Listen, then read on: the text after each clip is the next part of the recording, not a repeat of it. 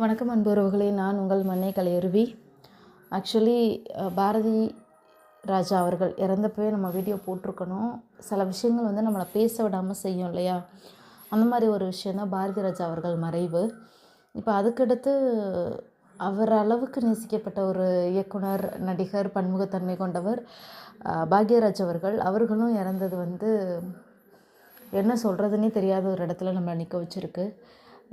காரணம், இயக்குனர் இமயம் பாரதி ராஜா, திரைக்கதை மன்னன் பாக்யராஜ்.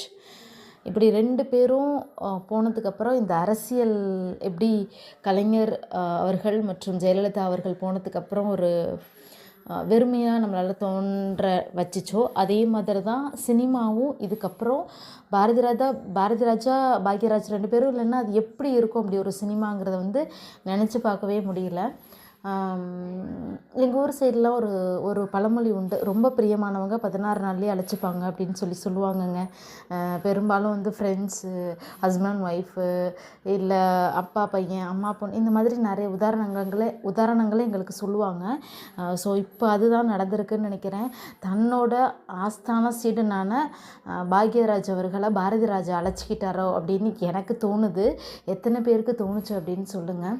குரு போன அதே 16 நாட்களுக்குள்ளே, அதே ஒரு 30 நாளைக்குள்ளே இவரும் போனது அவரோடையே நம்ம போயிடணும்னு நினச்சி போயிட்டாரோ என்னவோ தெரியல. கண்டிப்பாக பாரதி ராஜாவையும் சரி, பாக்யராஜ் அவர்களையும் சரி, 2 பேரையும் எடு செய்ய இனி ஒருவர் வர முடியாது. இவரை பற்றிய பதிவுகளை இன்னும் பார்ப்போம். பாக்யராஜ் அவர்களுக்கு அவங்களோட குடும்பத்துக்கு நம்மளோட ஆழ்ந்த இரங்கலும். அவர் அங்கே அமைதி கொள்ள பிரார்த்தனையும் செய்வோம்.